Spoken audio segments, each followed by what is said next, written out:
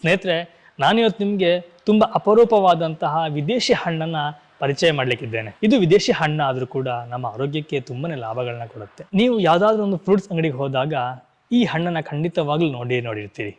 ನೋಡಿ, ಇದೇ ಆ ಹಣ್ಣು ನ್ಯೂಜಿಲೆಂಡ್ನ ಮಾವು. ನ್ಯೂಜಿಲೆಂಡ್ನ ಮಾವು ಅಂತ ಹೇಳಿ ಟೊಮೆಟೊನ ತೋರಿಸ್ತಾ ಇದ್ದೀನಿ ಅಂತ ಅನ್ಕೋಬೇಡಿ.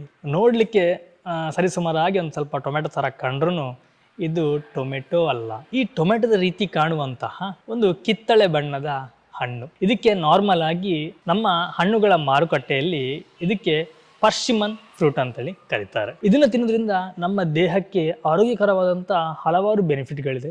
ಎಲ್ಲ ಸೀಸನಲ್ಲೂ ಈ ಹಣ್ಣು ಸಿಗೋದಿಲ್ಲ, ಆದರೂ ಕೂಡ ಸಿಕ್ಕಾಗ ದಯವಿಟ್ಟು ಬಿಡ್ಲಿಕ್ಕೆ ಹೋಗಬೇಡಿ.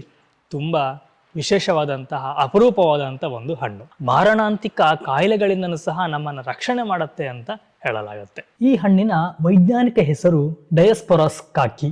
ಇದರಲ್ಲಿ ವಿಟಮಿನ್ ಎ ಅಂಶ ಸಾಕಷ್ಟು ಪ್ರಮಾಣದಲ್ಲಿದ್ದು ಇದು ಕಣ್ಣಿನ ಆರೋಗ್ಯಕ್ಕೆ ತುಂಬಾನೇ ಸಹಾಯ ಮಾಡುತ್ತೆ. ನಮ್ಮ ಕಣ್ಣಿನ ದೃಷ್ಟಿಗೆ ಸಂಬಂಧಿಸಿದಂತೆ ಹಲವಾರು ದೋಷಗಳಿಂದ ನಮ್ಮ ಕಣ್ಣನ್ನು ರಕ್ಷಣೆ ಮಾಡುತ್ತೆ. Vitamin C, vitamin K, vitamin B1, vitamin B2 ಮತ್ತು ವಿಟಮಿನ್ B6, ಪೊಟ್ಯಾಷಿಯಂ, ತಾಮ್ರ, ಮೆಗ್ನೀಷಿಯಂ, ರಂಜಕ ಮತ್ತು ಮ್ಯಾಂಗನೀಸ್ನ ಉತ್ತಮ ಮೂಲ ಈ ಹಣ್ಣಿನಲ್ಲಿ ಅಡಕವಾಗಿದೆ. ಈ ಹಣ್ಣಿನ ಸೇವನೆಯಿಂದ ಹೃದ್ರೋಗ, ಮಧುಮೇಹ, ಕ್ಯಾನ್ಸರ್ನಂತಹ ಕಾಯಿಲೆಗಳಿಂದ ನಮ್ಮನ್ನು ನಾವು ರಕ್ಷಣೆ ಮಾಡ್ಕೋಬಹುದು. ಕೆಲವೊಂದು ಅಧ್ಯಯನಗಳ ಪ್ರಕಾರ ಇದು ಮಾನಸಿಕ ಕ್ಷೀಣತೆ ಮತ್ತು ಶ್ವಾಸಕೋಶದ ಕ್ಯಾನ್ಸರ್ ಅನ್ನು ಸಹ ಕಡಿಮೆ ಮಾಡುವಂತ ಶಕ್ತಿ ಇದರಲ್ಲಿ ಅಡಕವಾಗಿದೆ.